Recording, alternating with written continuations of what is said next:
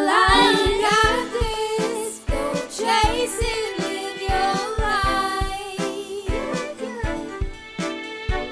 Enlighten you. Let the light shine through. Enlighten you. Just see it through.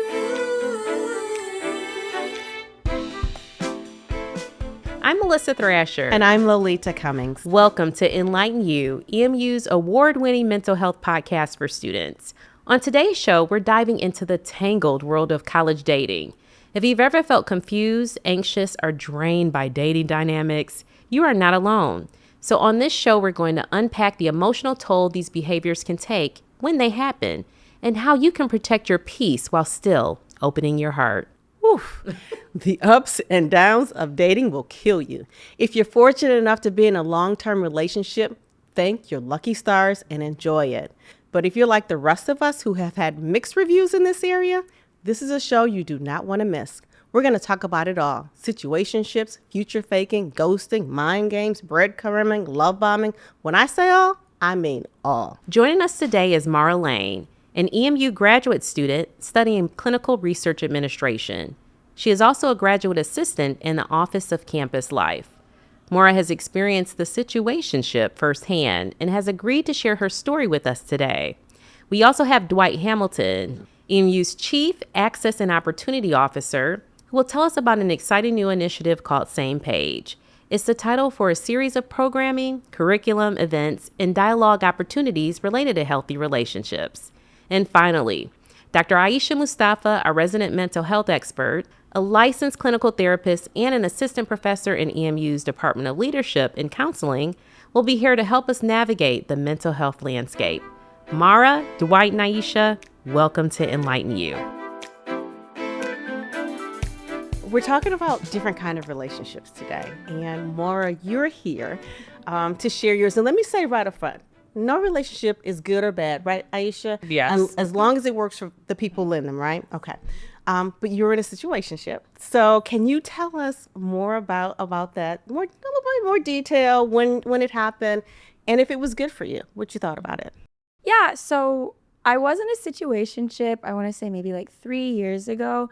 And then the first thing I want to say is that there's kind of like a difference between situationships, right? Like I think that everybody assumes that they're like all sexually motivated, but sometimes a situationship is just kind of like a partnership, kind of like what you mentioned. It's just what you need in that moment. So I met this person a couple years ago and we hit it off and, we had like a really good friendship. The person was really fun to be around. I honestly really enjoyed their presence. And at that time, I was kind of going through some personal things in my life and they were kind of just there as a really nice support system. And so it progressed. And then at some point, they wanted to develop it further into a relationship. That really wasn't what I needed in that time, expressed that. And we just went our separate ways, so nothing messy. There was no crazy breakup or crazy stories affiliated with it. Honestly, for me, it was a pretty pleasant and calm experience. And so my situationship honestly wasn't as bad as, I hear some like kind of crazy stories from others. So how long did it last? It was just a short-term situationship? Yeah, I'd say maybe like 4 or 5 months. Kind of started during the summer and then was over by the time like Christmas started. Okay, a little summer fall thing.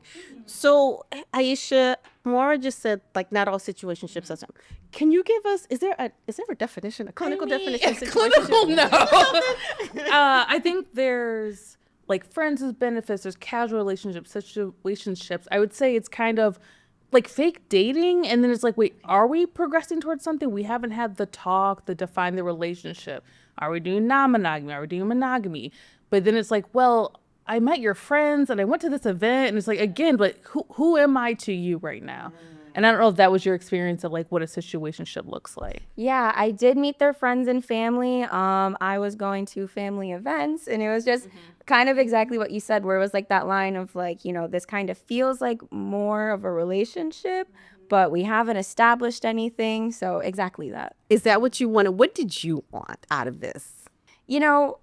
I wish I had a clear answer. I think it was just at the time I was looking for someone to kind of be friends with, be companion with, and things progressed, in certain ways, but I was never looking for a relationship. And I know that I had expressed that from the beginning, and originally that person was on board, and then eventually feelings developed. And that's when I kind of was like, yeah, I think I'm pretty firm in how I'm feeling. We should probably let this go so that no one's feelings get hurt. Did you ever feel any kind of pressure or guilt and thinking, I was in this other person had different expectations, maybe I should continue, or you were like, I'm out. This is not what I didn't want. have any guilt. I was pretty clear from the beginning, and so this person was kind of just really pushing for us to like take this to the next level. So I was always firm in my original belief, which was like, this is not what I'm looking for at this moment. And I always told that person, like, if that's what you're needing right now, we can end this at any time. Like, my feelings won't be hurt. I won't be offended. Like, we both need to make sure that we're getting what we need out of this. So yeah, no, I didn't have any guilt. I was like, I set my boundaries. Yeah. I'm glad that you were honest from the very beginning too. I think that makes a difference when you're in a situationship type scenario, right? Just being honest and not being like you're leading the other person on. So I think that helped in your scenario. When we did our digging or research for this episode, we came up with so many terms. Some of us felt, okay, well, I remember hearing about that one, but Lolita calls them ships. There's so many different ships. And some people don't realize that they're in these scenarios until they're in them, and then they research, okay, well, that's what I was dealing with for all this time.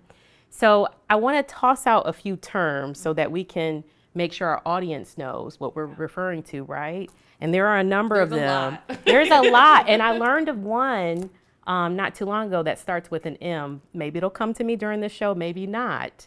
But that was yesterday. We'll talk about what's going on today. Future faking is one. So anyone can tell us about future faking. I did look it up if no one else knows. I have no idea. I had never heard of it. I also have. I never heard of it, but like I hear these terms like, oh, so my memory serves me correctly. It's July. Oh, on Christmas we should do these things. Oh, we should get married. Oh, this big dreaming, and you're like, but these things aren't gonna happen. Maybe we should go to this concert. Maybe because sometimes with dating, someone's like, oh, I got this ticket for this concert in 4 months, but it's like, are we going to be together? Because we haven't had that talk enough to know that. But then are you getting locked in? Or is this person just really excited about the future with you? But is it more so that the person is kind of making you think that there's more there by referring to the future so that you'll be more invested in the relationship for now? Like, is it manipulation, or is this person really excited, and that is difficult to parse out? Like, if you feel reciprocal, I think in the day, if you don't like what's happening, it's too much. But if you're like, oh my God, I'm so excited that you talked about next summer, and right now it's August, and you've been dating for 2 weeks, then be happy with it. Right. But if you're not, let's reel it back. Yeah, because the word faking on the back end of that makes me think that it's more manipulation. Yeah. But I could be wrong. Yeah, I've been wrong before. Yeah, that's a new one for me. The next one is ghosting, and I think we hear employers do this a lot. Yeah. But people do this. Students, I'm sure, use the term ghosting a lot. So what does it mean we'll start with you, Maura. Yeah, ghosting is kind of like you just immediately randomly cut somebody off with no communication or explanation. So if you were talking consistently and then all of a sudden there's just no response from that person, that would be like my definition of ghosting. Is ghosting always bad? Are there times when we need to ghost someone? Oh, that's a hard question. Need to ghost someone? Maybe. Oh, I mean, if someone's wreaking havoc, you don't need to explain yourself. Okay. Yeah. And I also think if it's like you're not feeling it, having clear communication, hey, I'm not feeling it. Yeah. But sometimes people don't say anything because they don't know how the person's going to respond. And is it going to be harmful, abusive? And like, that's a whole other different story. Okay. Then we just disappear. Yeah. So it just depends on the situationship. Yeah. And some people do like a slow ghost out where it gets shorter and shorter, or a no with a period. Adding punctuation, I feel like, correct me if I'm wrong, it's like it's hard. Which is like, do you want to go to the movies? No. But no period is like, do they like me? Do they not? I know. Or just kind of Punctuation. fade. Can you like Yeah. fade up out of Yeah. that bad boy? Just, Yeah. you know, Yeah, they call exactly. you and you take a week to call them back. Yeah, so the slow ghosting where all of a sudden you've lost the repetition of the good morning text, and all of a sudden I haven't heard from you, and that was 3 weeks ago. Right. Oh, we talked about the good morning texts earlier We today. Yes, we did. Mind games. No, I don't have an answer to it. Dwight, you sound like you know something about that. yes, You want to no. add something to the No, conversation? I was like, oh, that's a good one. That's all. Okay. Unless, do you have? Mind games. So what kind of mind games are out there? And dating, right? Making gaslighting people that they maybe are feeling something they're not, or no, I didn't stand you up. You didn't respond to my text. Or let's say I text someone and they take 4 hours to respond. So I'm annoyed. Well, now I'm going to punish you and do some day and a half. But I'm going to be curt and I'm not going to, like, it's just like Yes. being like petty. Yes. Gaslighting, because you hear that term all the time. What does it mean, Aisha? Yeah. So it means making someone think something's happening that's not. So making you think you're crazy? Yes, exactly. Okay. That you're just missing something and you're like, well, I told you I didn't want anything, but it's like you want to in a relationship, but you asked to do a couples costume. I'm at Nana next weekend. Like, what are you talking about? You're not ready to be. And so they're gaslighting you like, well, I guess they really didn't say they wanted to be together, but then that kind of stuff. Okay. I'm so amazed how these terms came to be, because I'm assuming that people have been doing this for a very long time and we just attached a They term stopped, to it. Stop buying stamps, stop sending the letter. That's what they did. And now it's text messages. The next one is breadcrumbing. Breadcrumbing. I also looked this one up because I was like, I thought I knew what it was and I had to make sure. Breadcrumbing is kind of like giving them like just enough to stay intrigued. So it's like, oh, I can tell I'm kind of losing this person. I'm going to step it up just for the next couple of days, get them back in, and then kind of go back to whatever you were originally Like throwing doing. crumbs, and you're like Hansel and Gretel, and you're like, oh, pick them up, and then the crumbs stop. Right. Then you get all And you're excited like- because you got a yeah, crumb. and you're like, but the crumbs are there, so like maybe there's a treat over there, and there's nothing. So Oh my gosh. I mean, with breadcrumbing and with any of these scenarios, is there a chance that a student may feel that their significant or their partner will ever change?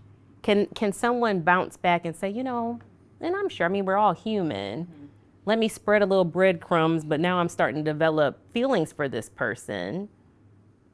Can that person be a true partner, after exhibiting some of these things? I think with clear communication and accountability of, hey, I was leading you on, or like I was really stressed with finals, I really should have just said I can't handle this right now. Like, can we pick up? So then I think those are ways to come back. But if someone's trying to manipulate you by here are a couple things, or well, we can hang out, but these are the terms and conditions of when we can do it, because it's hard because like boundaries are a huge conversation now, and what is like that's a fake boundary to manipulate people. Like someone may say, well, I have a boundary. I don't like my partner to wear XYZ. I'm like, you're using boundaries in a wrong way, and you actually get to decide what you wear for yourself. Yep. Sounds like helpful. I'm sorry, go ahead. No, you have something else. I just have one more. You ready for the last one? Love bombing. Oh, okay, Maura. Maura's got something to say about that one.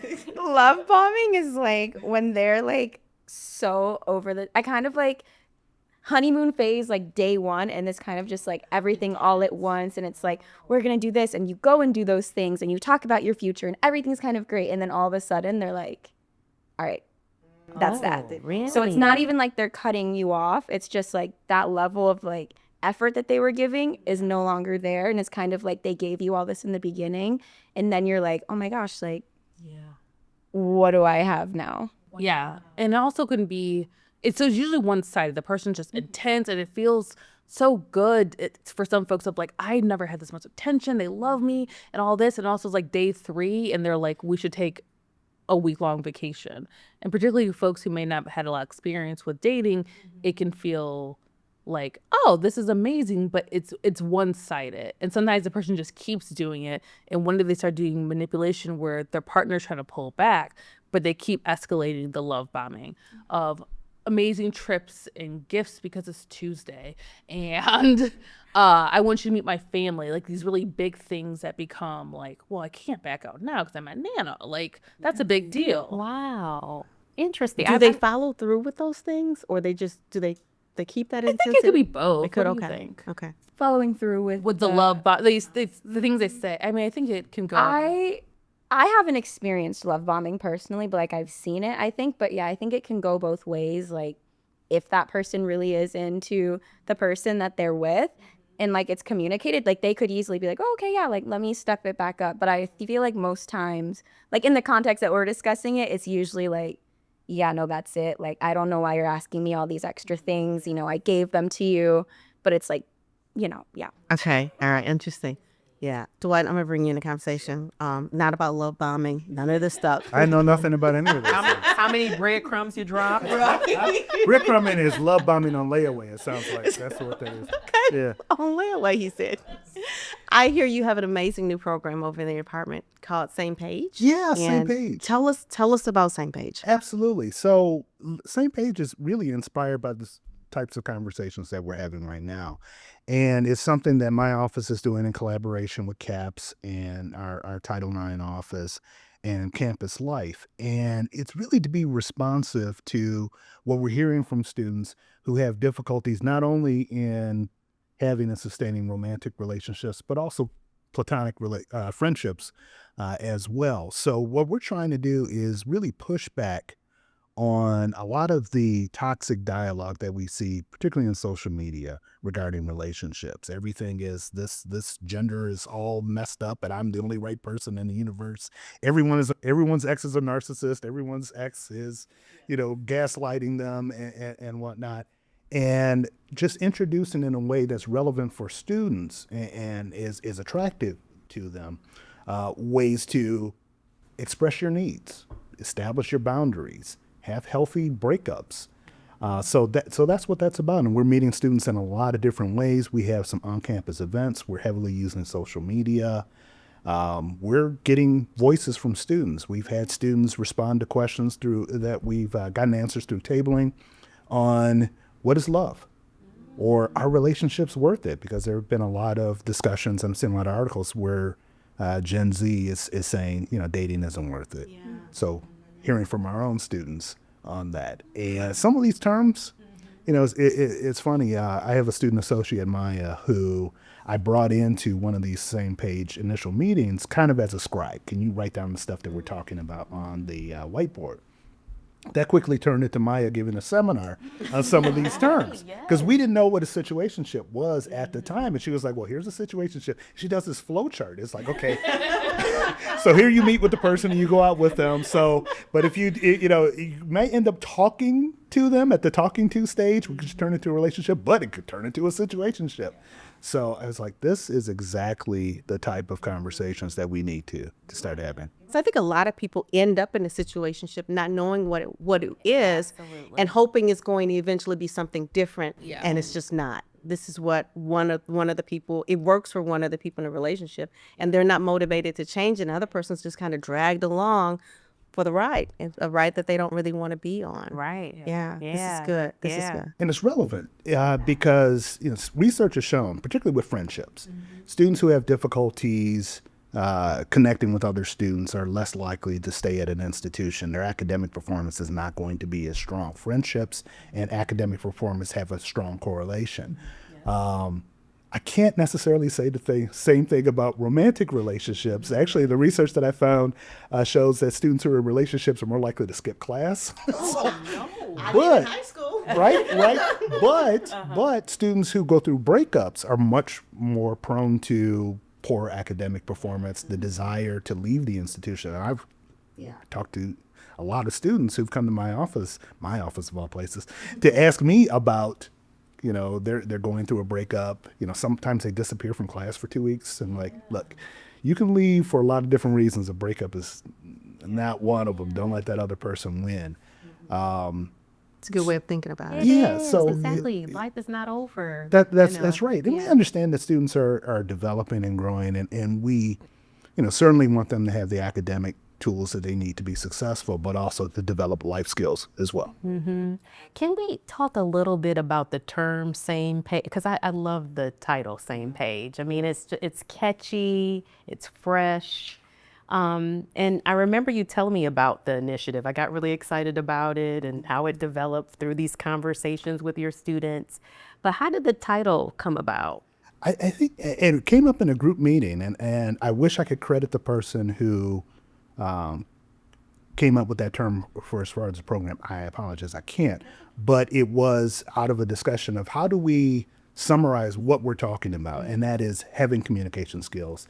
That is giving individuals the bravery to have real discussions. One of the things we put together is a relationship bill of rights, and it's designed to be a jumping point for conversations between individuals. Obviously, it's not a contract that you're going to be I need be you to held for. sign. Right.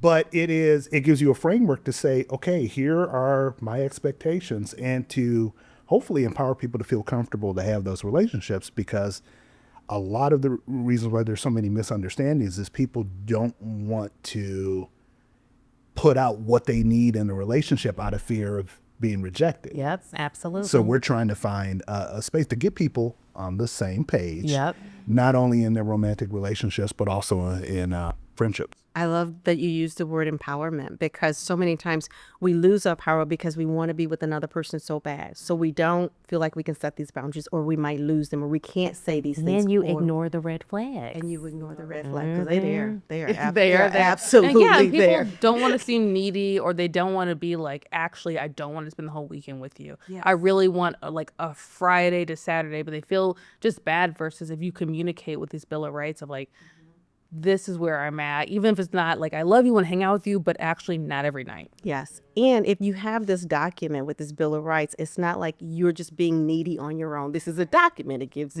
some. Conversation starts. Absolutely brings credibility to it, because I have this document. It's just not me being needy or giving you an ultimatum, but these are actually issues that we need to discuss. Yep. Yeah. Early on Yeah. too. Yeah. Dwight just brought up a point that I think I want to go back to, because he was talking about, students staying or going based on your relationship. What are some of the emotional and psychological impacts on students when they're going through these tumultuous relationships? Yeah. So feeling isolated. So maybe they don't feel they can talk to other students, their peers. Maybe this is the third time their partner did this thing, and now everyone's kind of like, you made your bed, lie in it. Feeling depressed, anxious of like, am I going to get a text? Is this the thing? Particularly if partners are controlling, abusive, where, oh crap, I didn't tell them I was getting dinner with my friend and they're going to be mad. And like, I got to check in with them before I do all these kind of things. And so it becomes this isolated world. And, those relationships that are tumultuous, toxic. And then when we're also going towards, we're now looking at domestic violence. We're looking at just a straight up abuse. And that's hard to know, like, is this person just really wants to hang out with me all the time? Or are they trying to cut off social support networks? And then you start gaslighting yourself. And then with what's called a, cycle of abuse, there's a wheel of like, oh, but they do this really bad thing yelling at you because you didn't hang out with them, but then they give you roses and they have an amazing date, and then you're like, well, that was nice, maybe they had a bad day, and like trying to navigate all of that's hard. We're gonna actually do a full show on domestic abuse. So I'm glad that you mentioned that. So that's definitely coming up. Yeah, that'll It's be important. another good show, definitely for our viewers. So, Maura, I know that we talked about all these different terms and you've dealt with the situationship, maybe not the others, but you did mention something that you know of a friend that dealt with one. I can't remember exactly what the friend dealt with. Oh, the love bombing. The love bombing. So as a friend, how did you console your friend during that time in that person's life? And what advice would you give to other students that might be dealing with love bombing? Yeah, it's a weird position to be in as a friend, because, you don't want to be like, oh, there's this thing that's wrong with your relationship, right? Because when you get into a relationship, we do kind of have like our blinders on. Yes, like we do. we're like, oh, like the red flag, like it's fine, it's not that big. But no, it's like, and then like outside looking in, like it's actually a really big red flag, like neon red. But I think for me, my friends are they like directness. And so they usually suspect things. And then this specific person, she did suspect it. And she was like, what do you see going on with like my relationship? Does this look weird to you? Does this sound off when like they do these things? And you know, I'm pretty direct, so I'm like, yeah, like that sounds kind of messed up. And so I'm not the type of person to be like, I think you should do this, but I'll say, if this is what you need in this time, I think you should move forward with what's best for you. If you know that this isn't going to progress and you're okay with that, and you're okay with just having maybe someone you can text and chat with and maybe occasionally hang out, I'm going to support that. But if you need me to actually step in and provide more support, just tell me what you need and like I'll do it. So I'm very more just tell me what you need from me. I don't want to offer things because I know that I personally don't like people offering like advice that I'm like unwarranted advice. So yeah, I try to just give what's requested. You're a good friend. You're a good friend. I absolutely love that, because a lot of times, you know, like you said, we don't see it in our relationships, but our friends see it, you know, and sometimes like I have friends who I know want to know something is going on. And then I have other friends who don't want to know. I'm like, okay, well, I won't tell you. And I might tell you, is there a good way? I mean, if you have a friend like Maura did, and obviously what you do, I think is amazing, but what are other ways that we can approach someone that we may see some things that are concerning us? That's a good question. I mean, it depends on every friendship, and are they going to get mad at you, especially if they're madly in love and they just went on, you know, this amazing vacation after dating for 2 weeks, and you to come in and say like, this is a little weird. It's not probably going to go well.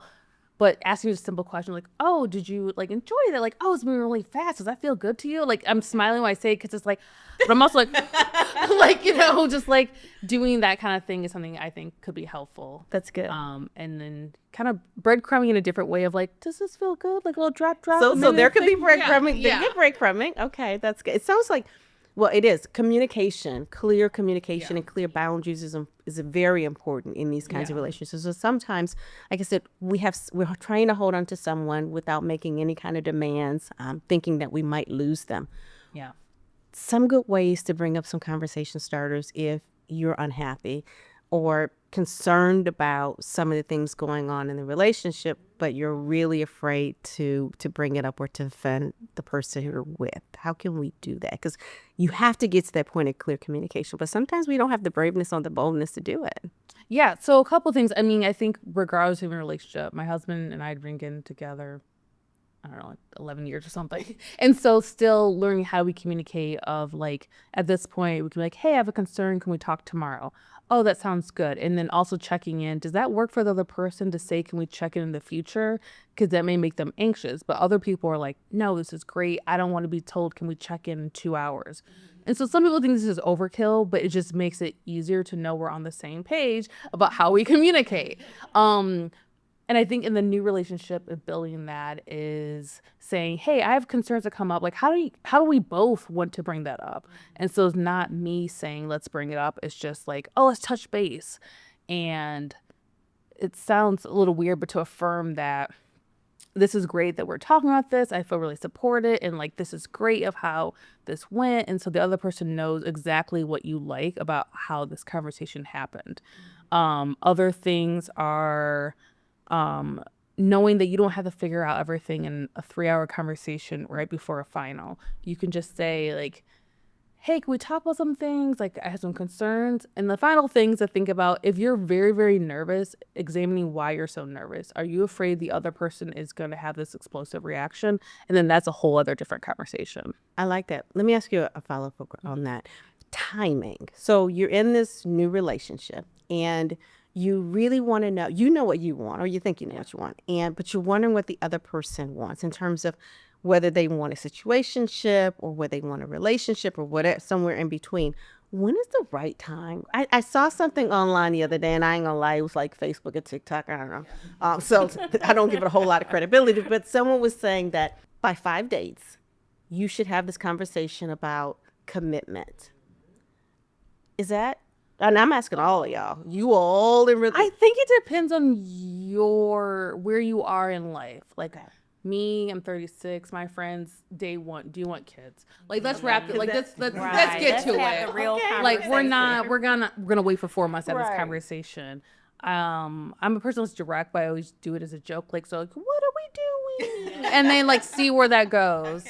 That's good. So I don't know if that's like a hard deadline, but the quicker the better, I think. So friendships, The walls come yes, down. the on your walls heart, come out. right? Yeah, exactly. Yeah, you don't want that. Seems like, I was going to say, it just seems like that would be good whether commitment is your desire or not, just to check in to see what the other person is thinking. Yeah. When would you do it, Dwight? Been married for been married 28 years. I don't remember. That's why I have to ask students to keep me up to date. But what seems reasonable? And also some dating apps, they say what you're looking for. Like, Oh yeah, you're so right. it's a great yeah. way of like, what are we looking for? And like, that is amazing. But some people are not always honest on those dating apps. That's the other problem that we single people have on the dating apps. But I will say, as someone that's been involved in a situationship, in a very long situationship, I'll just say it. The relationship that I'm in now, I had to have that. I knew I wanted to have that conversation rather early because I know what I'm looking for, right? I didn't want a repeat of the situationship and the fact that I was let on. I'm letting it all out. You know, I'm airing everything. But the fact that I was in something for so long that didn't have a title to it, I knew it was time that, you know, once I get in something new, they're gonna know exactly what I want and need. Yeah, out you of have a the clipboard, relationship. like, let's go. Yeah, let's go. Okay, like, check. For me, like, do you want a dog? Right. Like basic things. Yeah. So going back to your point, I think it's good, you know, to get- have the conversation early, before right? your So before your heart's invested, before you feel like this is a Yes. person I can't live without. You know, Exactly. put those, establish your boundaries, know what you want first, and then ask them what they want. But sometimes it's hard. It's not as easy as what it sounds. Yeah, and I also think with having that conversation earlier is if you are being intimate, think about sexual health. You may think this is a monogamous relationship, and it is not. And so like that is absolutely something to be bringing up and can sometimes be entry ports. Like, hey, are we doing ways to prevent XYZ?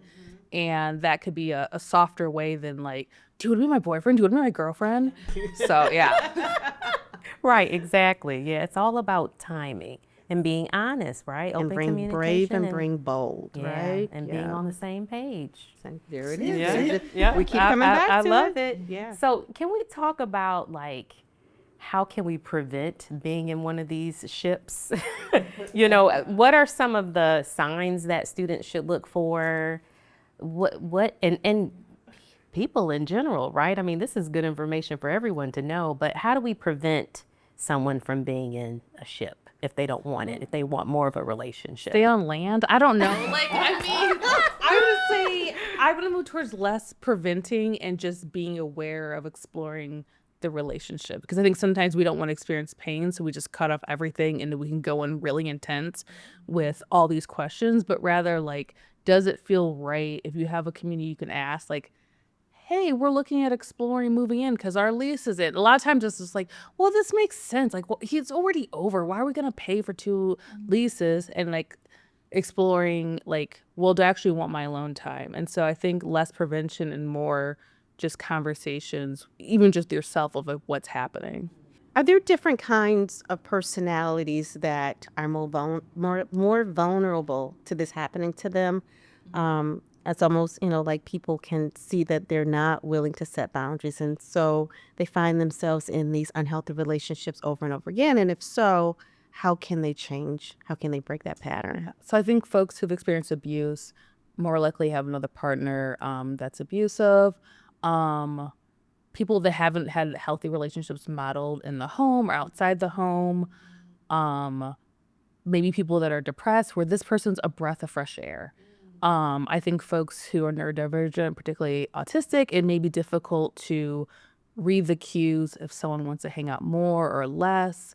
And then, with folks with ADHD, may be very impulsive in like the things they want to do. And so that could be exciting for someone. Like my husband is ADHD, and I've talked about this of like, he's more like, oh, do you want to go to this restaurant tonight? And like someone like me, that's like, oh, that's exciting. Oh my God. And it's just like does that jive with what you are trying to do? So those are some of the personality things to look at. Is that some of that? Well, where I was going to follow with the question is I think that there's also very poor modeling in our pop culture as well. Oh, wow. And you'll hear it. Students will put up with, and put up with might be weak, will look at jealous and controlling behavior as evidence that this person must really care for me. Yeah. right? Because that's what you're seeing in a lot of shows and in music. Now I'm very, more senior than a lot of people at the table, but I remember the popular song when I was a teen was The Police's Every Breath You Take, about really it's stalking. This person is stalking in a relationship, and there were people who that was their wedding song. And I can give other examples of it, like, really, do you know what the song is about?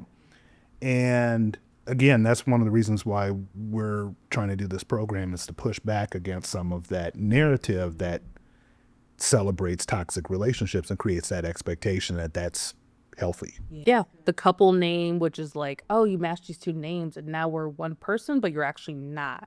We have matching outfits, which can be cute and that's great for some folks. And what is this person wants to control what you're wearing, and now you're wearing something you don't want to wear, and like, but it also could feel like, oh, that's so cute, because everyone's like the Halloween season, the matching winter sweaters, cuffing season's coming up. Yep.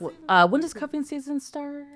I wish I knew. I think it's like September, October. So yeah, right? so when It's you're like October. supposed to like get your person for the season, Gotta I don't get know, all September, cuffed up. Yeah, and then that goes to what a little after the summer. I think right after Valentine's Day, after because you have to Valentine's, have the okay. holidays and the Valentine's Day pictures. And there goes the eye roll from the No, it's great. So thinking about what the toxic thing is, like someone wanting to be with you and fighting others for looking at you, that's not love. But celebrities could definitely promote that. Yeah, but I'm just telling you what I've seen. Using people's location services to know where they are at all times. That's really? controlling. Keeping people from having friends with others. Keeping people from going to class. Taking their devices so they can't communicate. And I hate to see this, and I hate it even more that it's not rare. Yeah. We see a lot of it. And again, people are thinking, well, they wouldn't do this, they wouldn't ask this if they didn't really love me. Yeah. Exactly. No, they did it because they don't love themselves, but yeah. That's good. That's That really is absolutely good. right. Yes. Just thinking about what you just said about seeing this, you're seeing a lot of students dealing with some of these issues. I mean, what advice would you give to these students? Well, I generally tell them, hey, I'm glad you're talking to me. You feel comfortable talking to me. I'm not an expert on this. And I do talk about the services that we have, whether it's our counseling center, CAPS, or partners that we have in the community, including the Good Doctor here. But I see myself as I keep an open door for students. And if they want to talk about things, and I always joke, it is a joke. I said, everything I know about a student's personal life, I've learned against my will. I actually feel honored that a student feels comfortable talking to me about these things, and they see me as someone that can serve as a sounding board or a mentor or what have you. But I also let them know when I'm out of my depth, and really want to get them to the person that can help them professionally. Yeah, exactly. That's good. So we talked about love bombing. Thank you, Dwight. We talked about love bombing. So and many relationships are exhilarating in the beginning, right? So how do we know if it's that normal exhilaration or love bombing? And what should a new relationship kind of look like in terms of, they're obviously all going to look different, but in terms of intensity, what's healthy? Oh, I think it's so subjective.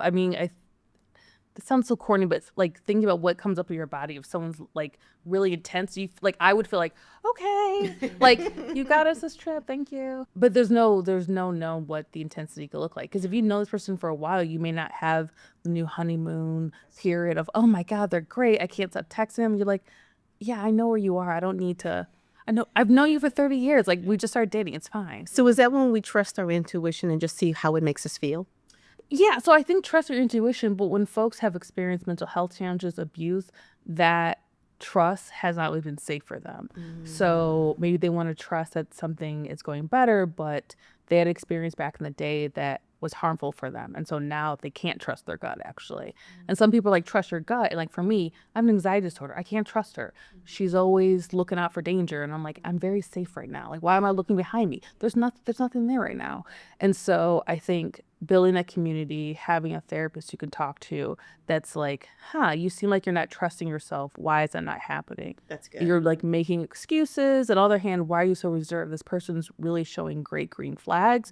I think you can meet one of their friends. I love that. A therapist, a good friend, good family member, someone who you trust. Yeah. And who has good intuition and who's helped you make good decisions in the past. Surround yourself with those people.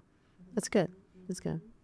Well, I'm going to talk about narcissism. Because we hear that all the time, that someone's a narcissist, right? A narcissist or a bad relationship partner. What's a narcissist? Yeah, what is it? Someone who centers everything on themselves. So, trying to think of a good example.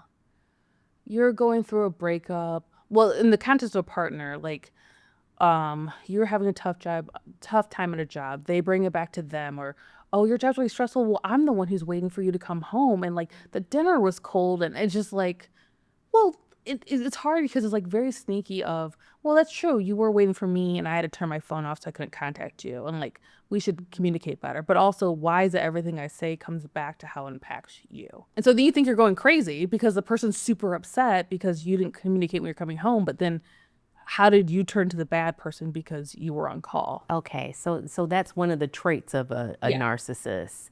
Okay, how does a narcissist, because I can't imagine that they know that they're a narcissist or would call themselves a narcissist. They're not going to call themselves, no. I don't know if they, no, I don't think they know, or maybe at times I could, but no, not like So all in the time. thinking about their behavior and how it's a little destructive in a relationship, how can someone stop being a narcissist. being a narcissist? Because it's damaging, right? It can hurt a relationship. Does a narcissist not want to be a narcissist? Yeah. I don't think so. They want I mean, and it feels safe for them. Like that, I think is very normal for them. because it's controlling. It makes them feel safe that they have all the control. Yeah, right? exactly. Yeah. And so I think there's people that demonstrate these characteristics. And if you have a conversation of, hey, it's really upsetting to me when I shared my day and I didn't get to call you, you've made it about me. If that person says like, oh yeah, I'm sorry, I didn't realize that, that's promising. I think some red flags, or I call them pink flags before they get to the red, just like, oh, watch out, is how someone talks about their ex. Is the ex the worst person in the world and they're horrible? And I think this is a normal thing that people are just dragging their ex, and it's like, oh, that's great, they have insight. And then what is like, you got a lot of exes you seem to hate. That's an odd thing. Where are people in my life my husband has never talked poorly about his exes. And it's like, I was like, oh, huge green flag. And so like, that is something to think about. Can I ask just quickly, because one of the things that we're trying to push back against is the weaponization of therapy speak, Oh yeah. right? And it just, narcissistic personality disorder is a very specific thing. And statistically speaking, everyone's ex cannot be a narcissist. Yet if you're on social media, seems to be that way, right? What's the difference between someone who is clinically a narcissist and someone who is selfish, or someone who is, if we're talking about, our traditional undergraduate population, they're still developing, right? But the term narcissist is used as this kind of catch-all for anything, or gaslighting is used for someone who just disagrees with you. Oh, they're gaslighting me. No, they just had a different opinion. Yeah, social media has a lot of information, and these terms always get like twisted and used very casually. So I'd have to recheck, but I think narcissistic personality disorder is not in the DSM anymore, which is like the big book of mental health disorders, but don't quote me. So we all have characteristics, and what is with any of the disorders when it's impairing multiple areas in our life? It's hard to keep friendships, relationships, jobs, because the selfishness is just like, you can't be on a team. And what is like, it's also good to have self-care, but when is it leading to screw everyone else, I'm uplifting myself? And when is it like, actually my job's 9 to 5, so I will be logging off at 5:01? And it's hard because different jobs you know, I have friends in the teaching profession, K through 12, and if they don't want to help out at X event after hours and not get paid, they're not a team player, even though they're at work. And so someone may be saying, you're selfish, you don't care about the kids. And they're like, my job was fulfilled at 5. And so like, it's hard to like tease through what is that. Because it's so coded, and gender-wise definitely coded, of what is being selfish and what is not. That's good. And to add to that, I think that I've had an experience with a friend who actually used to call themselves like a self-proclaimed narcissist. And I never understood like why you would, proclaim that, but that's And that. promote it But too. I noticed that even like within friendships, it makes like that relationship just as difficult as well, because it became like, oh, this great opportunity just arised for somebody. And it's like, oh, dang, I wish I had that opportunity. It's like, okay, well, we're trying to celebrate this person here. And I think that also it becomes one of those, like, and correct me if I'm wrong, maybe like a defense mechanism of like, I'm feeling not highlighted, or maybe I don't feel like people are recognizing what I'm doing. So I kind of have to bring this down with me. Exactly. Yeah. And so there's this pain they're experiencing, and so they don't feel secure in the moment. So how do I reclaim that? Let's bring the attention back to me. And so if someone's not willing to reflect on that, then like we have more of a problem. But some friends will be like, you know what, I'm sorry, I didn't celebrate you. Like, I got to work on that. And other people are just like, you're attacking me and weaponizing the therapy. If I don't feel safe, I have a boundary. And I'm like, that's not how boundaries work. And so trying to tease out the language can be difficult. Yeah, that's good. Unfortunately, we're running out of time. So let's talk about. I have a whole list of questions. I know. Me too. But going on the upside, how can someone who's been beaten down by a relationship, have low self-esteem, been in a manipulative and toxic relationship, how can they begin to reclaim their power and their self-esteem and themselves? Yeah. Therapy as always. See my therapist every week. And take medication as a reminder to our viewers. I think having someone who highlights the things, like building up their self-esteem. I think with our friends sometimes, like, oh, they're just saying, they're just being nice. You're gaslighting yourself that these things aren't true. But having a trained mental health professional, going to student support services and things like that, that are reminding you how great you are. Like with my friends, they may be like, oh, I don't like this thing in the picture. I'm like, oh, we're not doing that right now. They're like, okay, I'm sorry. And I'm like, no, you didn't get the job or a promotion because of pity. That's not how that works. And so I think uplifting people in your life who try to just like, you're supposed to be humble, but I'm like, we're not doing that right now. You're amazing. And so I try to highlight the folks in my life who are doing great things and thank them for it. Even like the smallest of things, like that was amazing. And so they know that that's just not normal. Even as a part of your job that you're doing, I don't care. I'm going to like highlight you did that thing. You are the best friend. I love you. Just the best friend. Can we just add one more question for Dwight in terms of SamePage? Because fall is coming up. What's coming? Yeah, fall is coming. So what can students look forward to with SamePage? Well, okay, so one is if you follow our page, our Instagram page, excuse me, it's the Office of Access and Opportunity for Eastern Michigan. We have social media content where we are surfacing the voices and the opinions of our community, asking them questions such as, what does love mean to you? You know, what does friendship mean to you? We also put in a long form video where we have 5 students with very different opinions and identities and backgrounds answering the question, is dating worth it? But on November 11th, we're hosting a program called Loading Player 2. So that is a social event. Yeah, right. So we're using video games and board games as a way to attract people to come in. But we slip in, substantive information. That Bill of Rights. That's right. Exactly. On how to form friendships, how to, even ask a question. Hey, I enjoy playing this game with you. Would you like to, hang out sometime?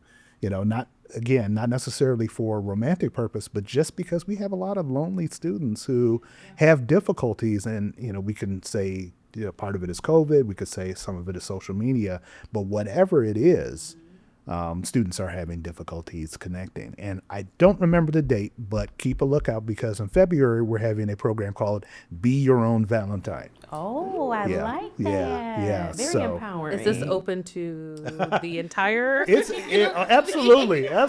Come on in.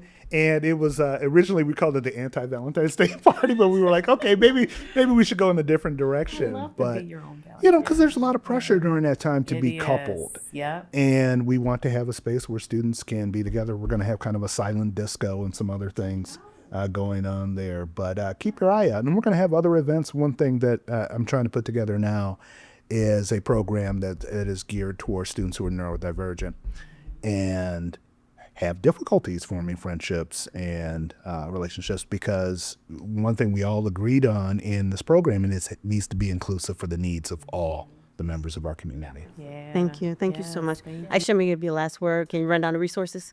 Oh, yes. I was like, oh, there's so many. So CAPS, Counseling and Psychological Services, free to students. We have the Behavioral Health Clinic that has our psychological services staffed by psychologists and psychologists getting their master's and PhD. And with the counseling clinic, both the psych clinic and counseling clinic are open to the community and low cost as well as students. Great. Thank you so much. I wish we had more time. I mean, we could just go on and I still have questions. And yeah.